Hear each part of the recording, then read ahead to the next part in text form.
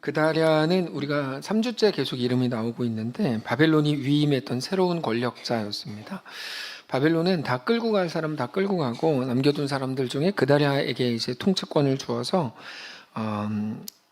이른바 하여튼 통치자가 되게 했고, 근데 그다랴는 아주 인격이 훌륭했고 많은 사람들의 칭찬과 인정을 받는 사람이었습니다. 그래서 그다랴가 새로운 통치자가 됐다는 소문을 들었을 때 많은 유대인들이 몰려들 정도로 인기가 대단했습니다. 근데 모두가 좋아하는 사람은 없죠. 이스마엘이라는 왕족 출신 누군가가 그다랴를 시기하고 있었고, 마침 그 사실을 눈치챈 암몬 자손의 왕이었던 바알리스가 이스마엘을 부추겨서 그다랴를 죽이도록 사주했습니다. 그 사실을 요하난이 알게 됐고, 요하난은 곧장 그다랴에게 말했지만 그다랴는 요하난의 말을 듣지 않았고 무시했습니다. 요하난이 진짜다 이거는 아무리 말을 해도 그다랴가 듣지 않았습니다. 아마 자기 인격에 대한 신뢰가 있었던 걸로 보인다고 말씀드렸죠. 자기가 성품이 워낙 좋으니까 이제까지 문제 해결을 그런 식으로 해왔던 것 같아요. 계속 인격이 좋으니까 대화하고 잘 풀었던 것 같은데, 설령 이스마엘이 자기를 진짜로 죽이려고 한다고 해도 자기가 얼마든지 대화로 잘 풀어나갈 수 있다 생각했던 것으로 보입니다. 그러던 중에 이스마엘이 진짜 그다랴에게 왔고, 그다랴는 별 힘도 못 쓰고 그냥 죽었습니다. 그다랴뿐만 아니라 함께 있던 모든 유다 사람과 거기 같이 있었던 바벨론의 군인들까지도 다 죽었습니다. 이스마엘이 거기 있었던 모든 사람을 다 죽였을 때 80명의 남자들이 자기의 수염을 깎고, 오늘 본문이죠, 옷을 찢고 몸에 상처를 내고 손에 소재물과 유향을 가지고 세겜과 실로와 사마리아로부터 와서 하나님의 성전으로 가고 있었습니다. 그러니까 저거는 무슨 말이냐면, 그들은 하나님께 나아가고 있는 사람들이었는데 몸에 상처를 냈고 옷을 찢고 이런 모습을 보이는 이유가 아마 성전이 파괴된 것 때문에 이제 슬픔을 표시한 걸로 보이는데, 결국 저 사람들은 그만큼 하나님께 집중되어 있는 사람들이었다는 말이죠, 저 사람들이. 근데 이스마엘이 그때 그들에게 가서 그들을 맞이하는 척하고 같이 울기도 하다가 갑자기 아이감의 아들 그다랴에게 같이 가자 이렇게 얘기합니다. 6절에 느다냐의 아들 이스마엘이 그들을 영접하러 80명이죠. 미스바에 나와 울면서 가다가 같이 울면서 가다가 그들을 만나 아이감의 아들 그다랴에게로 가자 하더라. 감성적인 접근을 한 거고, 나 당신들과 같은 편입니다 이런 식의 어떤 쇼를 한 거죠.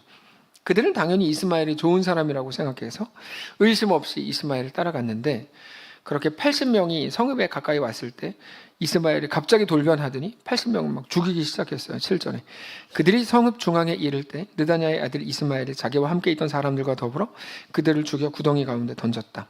근데 그 중에 10명이 잠깐만요 그러더니, 우리를 죽이지 말고 우리 말을 들어보십시오.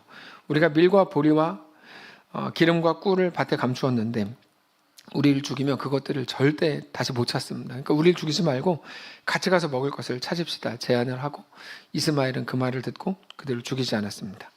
이스마엘이 사람들을 죽이고 시체를 던졌던 그 구덩이는 아사왕이 이스마엘의 바하사 왕을 두려워해서 팠던 구덩이였다 이렇게 나오죠.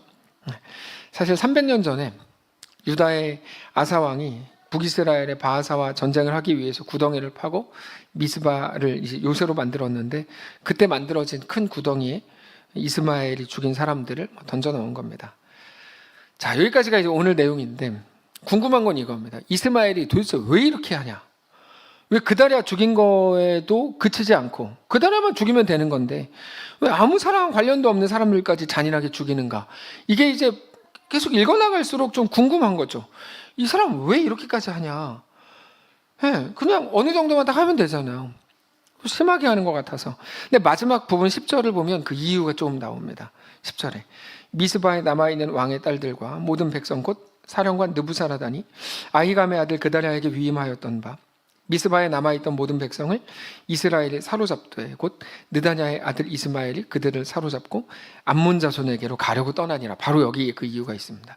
뭐냐면 마지막에 나오는 표현인데, 그들을 사로잡고 암몬 자손에게로 가려고 떠났다 여기입니다. 뭐냐면 이스마엘의 목적지는 하나인데 암몬 자손에게 가는 겁니다. 암몬 자손에게. 그 말은 단지 그다랴를 질투하는 마음 때문에 그다랴를 죽인 게 아니고, 여기에 이제 다 드러나는 건데, 그다랴에 대한 질투의 마음이 당연히 있었겠지만 질투한다 그래서 다 이렇게는 안 합니다. 질투한다 그래서 다 이렇게 하지 않죠. 이스마엘은 암몬 자손이 자기를 살려줄 세력이라고 믿고 있었기 때문에 그렇게 한 겁니다. 그래서 암몬의 사주를 받아서 그다랴와 수많은 사람들을 죽인 겁니다. 성경이 우리에게 보여주려는 게 바로 이건데, 우리가 소망이라고 생각하는 거, 우리가 저거를 잡으면 돼라고 생각하는 거, 뭐 드라마에 많이 나오죠. 우리 인생의 돌파구라고 생각하는 거, 그걸 바로 성경은 우상이라고 말합니다. 우리가 우상에 대해서 자주 오해하세요. 근데 우상이 뭐냐면, 우상은 나를 지켜줄 거라고 믿는 무언가가 우상입니다. 그게 뭔지는 각자 다 다르겠죠. 남유다의 마지막 왕이었던 시드기야의 우상은 애굽이었습니다. 애굽이란 나라도 우상이 될 수 있어요. 시드기야는 애굽의 도움을 받기 위해서 재밌는 건 하나님께 간구했었어요. 그러니까 이게 너무 재밌는 건데, 우상의 도움을 받기 위해 하나님께 간구한다. 이런 그림이 막 나와요. 어떤 형상으로 되어 있는 것만 우상이 아니고, 우상은 어떤 존재를 말하는 겁니다. 물론 형상인 우상도 있죠. 아합의 우상은 바알이었습니다. 재밌는 건 바알과 아세라가 자기를 정말 지켜줄 거라고 정말 믿었고, 이 사람은 어떻게 했냐면 아합도 바알과 아세라의 도움을 받게 해달라고 하나님께 기도했습니다. 재밌지 않아요? 저는 이런 게 너무 재밌어요. 우상 숭배한다 그래서 하나님을 섬기는 게 아니고 우상에게 도움을 받게 해주십시오라고 하나님께 기도해요. 이런 일들이 구약 역사에 너무 많아요. 우상의 도움을 받게 해달라고 하나님께 기도한다는 게 너무 웃기는 일이죠. 우리도 그럴 수 있어요. 10계명 중에 제 1계명이 뭡니까? 이때의 침묵의 의미는 뭐죠? 둘 중에 하나겠죠. 뭐 뻔한 거를, 또 하나 내가 알 리가 있나, 이 둘 중에 하나인데, 1계명이 뭐죠? 나 외에 다른 신을? 그거 어떻게 외우세요? 맞아요. 어떤 것으로도 우상을 섬기지 말라. 근데 두 번째 2계명은 뭔 줄 아세요? 이렇게 10번째 중에 두 번째부터 막히실 줄은. 두 번째 계명은 뭐냐면 형상을 만들지 말라요. 그러니까 첫 번째 계명은 우상을 만들지 말라고. 우상이 뭡니까? 뭐 이런 게 우상이 아니고 애굽, 바알, 이게 우상입니다. 나의 인생의 돌파구라고 믿는 거. 두 번째는 그거의 형상을 만들지 말라요. 그거의 형상. 그러니까 아무 조각품도 만들지 마가 아니고 그거의 형상. 우상을 형상화하지 말라. 형상화하면 계속 눈에 보이죠. 계속 생각나고. 그러면 어떤 것도 침투에 들어오지 못합니다. 그렇게 하지 마라. 그게 애굽일 수도 있고 바알일 수도 있고 부처일 수도 있고 알라일 수도 있습니다. 어떤 것도 하나님을 대신할 수 있는 건 없습니다. 하나님 아닌 것이 우리의 소망이고 우리의 돌파구가 될 수가 없습니다. 어떤 것도. 하나님은 그거를 제일 싫어하십니다. 하나님 우상을 제일 싫어하십니다. 정확히 말하면 우상을 싫어하시는 게 아니고 우상 숭배를 싫어하십니다. 하나님은 야, 내가 니네 아버지인데 왜 옆집 아저씨한테 가서 도움을 요청하냐 이러는 거야. 혜빈이가 집사님 몇 호세요? 몇 호? 2004호. 근데 2005호 가가지고 아저씨 저 이번에 대학 등록금 좀 주세요. 그러면 집사님이 막 짜증이 나는 거죠. 너 왜 그러냐 혜빈아 너 왜 그러냐고. 그러니까 집사님이 그러시는 거예요. 근데 하나님은 비교할 수 없죠. 비교할 수 없어요. 하나님은 우상을 싫어하시는 게 아니고 우상은 없습니다. 있지도 않아요. 있지도 않은 걸 뭘 싫어하세요? 우상 숭배하는 걸 못 견뎌 하십니다. 나는 질투하는 하나님인즉 이렇게 써 있잖아요. 하나님을 대신한다고 우리가 믿는 거, 우리가 하나님보다 더 믿는 거를 못 견뎌 하십니다. 근데 오늘 본문에 나오는 이스마엘의 우상은 암몬입니다. 남유다는 바벨론에게 완전히 다 넘어갔고 자기들이 믿을 건 아무것도 없다고 생각하고 있었는데 그가 비로소 누구에게 눈이 가죠?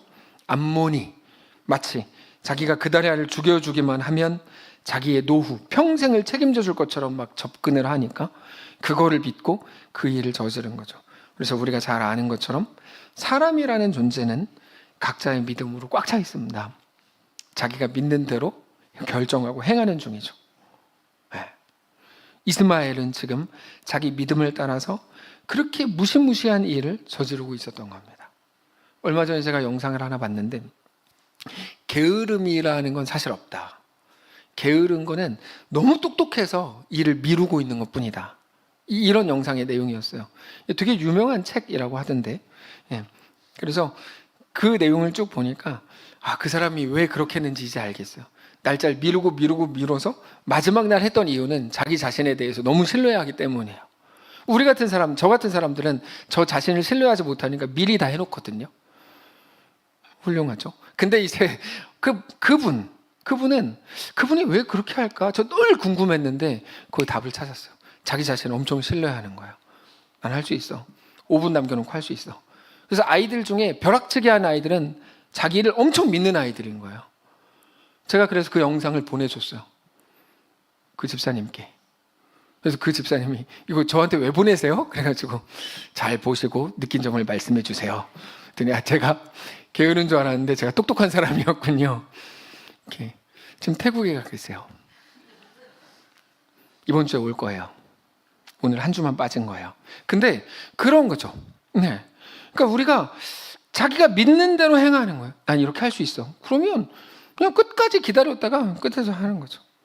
그래서 아예 그 수영을 못하는 사람들은 물에 빠져 죽지 않잖아요.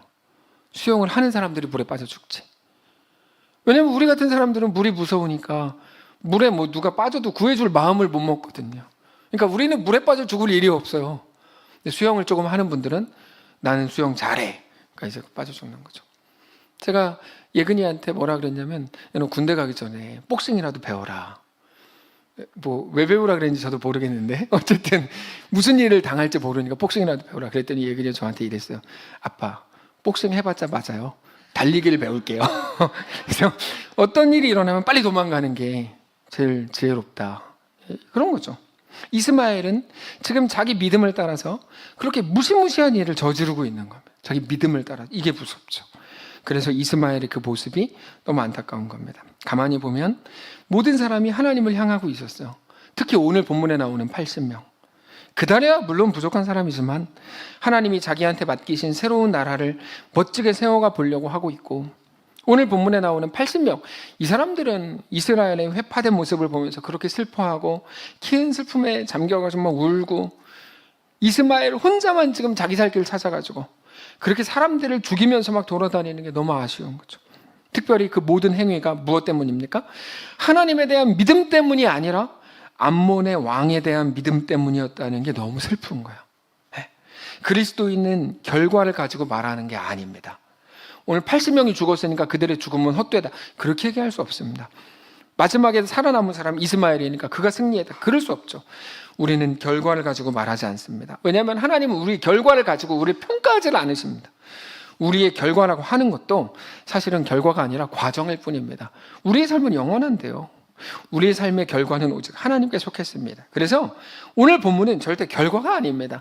80명은 죽었다. 그달에 죽었다. 이스마엘만 살았다. 결과가 아니고 여전히 하나의 과정에 불과한 건데, 근데 그렇기 때문에 오늘 본문에서 많은 사람이 죽었기 때문에 이스마엘이 안타까운 게 아니라 그를 움직이게 하고 그의 결정을 선택하게 한 그 중심, 그 기준이 안타까운 겁니다. 네, 그는 왜 그렇게 했는가? 그의 믿음 때문에 그랬다.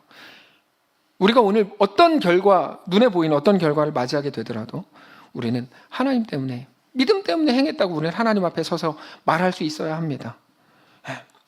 오늘 우리는 무엇 때문에 움직이십니까? 무엇으로 우리 삶을 결정합니까? 무엇을 바라보시고 무엇을 소망하십니까?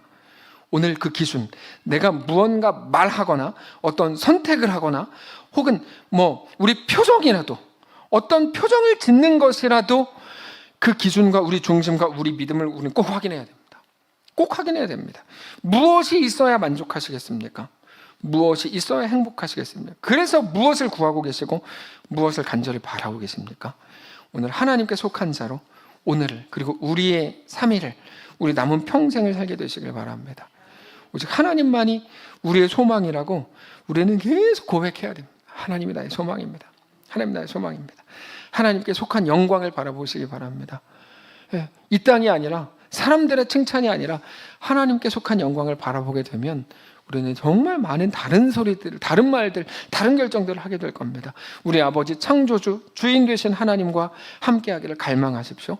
우리의 삶이 하나님께 속한 것임을 기억하고 그렇게 하나님과 믿음으로 동행하는 거룩한 성도들 되시기를 주님 이름으로 축복합니다. 기도하겠습니다. 하나님, 그러고 보면 하나님이 주인, 하나님이 중심이 아니었던 우리의 결정들과 우리의 말들이 참 많았음을 고백합니다. 하나님 우리를 불쌍히 여기시고 이제 다시금 하나님이 우리 왕이요 주인이요 전부이신 것을 깨닫고 고백하며 주 앞에 온전히 나아가는 우리 모두가 되게 하여 주시옵소서. 모든 결정과 아무것도 아니라고 생각해왔던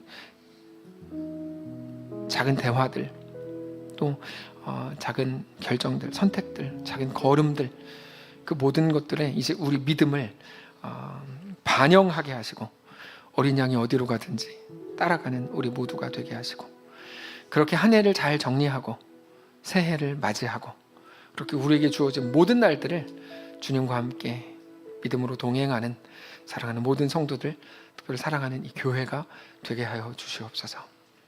한 해 우리를 붙드셨으니 너무 감사합니다.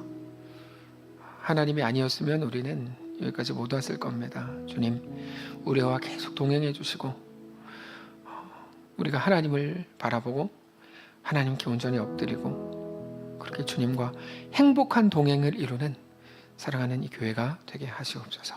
우리 주인 되신 살아계신 우리 주 예수님의 이름으로 기도합니다. 아멘. 이제는 우리 구주 예수 그리스도의 은혜와 하나님 아버지의 다함없는 사랑과 성령의 교통인도 역사로 함께 하시며 은사가 이 시간 주를 바라보며 예수 안에 허락된 그 길을 믿음으로 담대히 걷기를 소원하는 사랑하는 모든 성도들 머리머리 위에와 그들의 가정, 그들의 자녀들, 생업과 직장, 그들의 학교, 사랑하는 이 교회 위에 이제로부터 영원까지 함께 계실지어다. 아멘.